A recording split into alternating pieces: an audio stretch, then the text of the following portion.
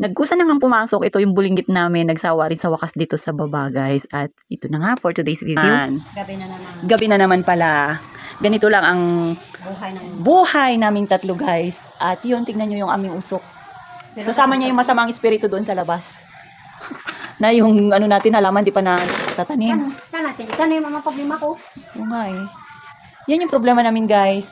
Kahapon pa, hindi pa namin natatanim at baka mas mamatay. Oh, wala kang sleeper. Where's your sleeper? Oh, nanay. Nanay, na pinagpahawak siya ng patutoy niya. Ano? Ay, basa. Basa, umihi. OMG, guys. Pasko na. Paskong malungkot dito sa bahay.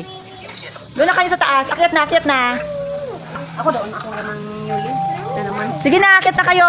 Ay, ano pala? Kahit na ngayon, nanay. Magpasko ka na ngayon, tsaka mag-New Year. Pasko na ako New Year. Hindi na ako New Year ulit. Akyat na kayo doon. Wala pa Pasko. Kami na tayo pa lang. Alam, bukas pala.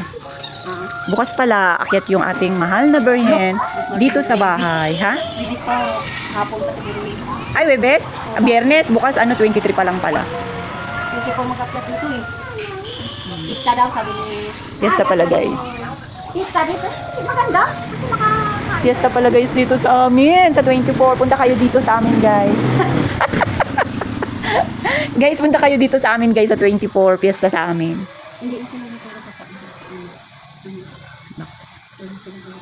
Guys, tignan nyo si nanay, oh. Nagchichismis na naman.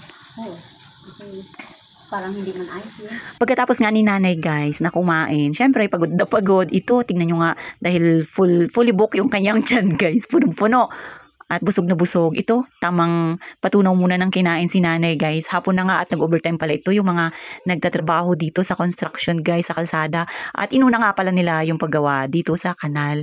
Salamat naman at binalikan nila ito, guys. Akala ko nga itapos na yung kanilang ginagawa.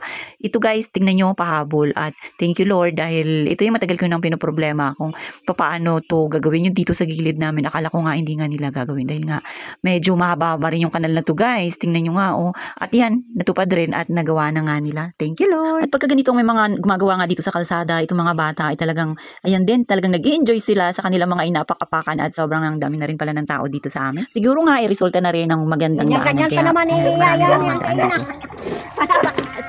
Baka nyo pala yan.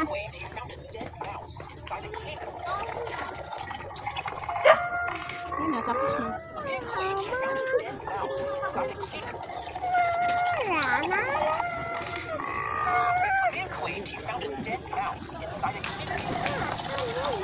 Andyan nga nila.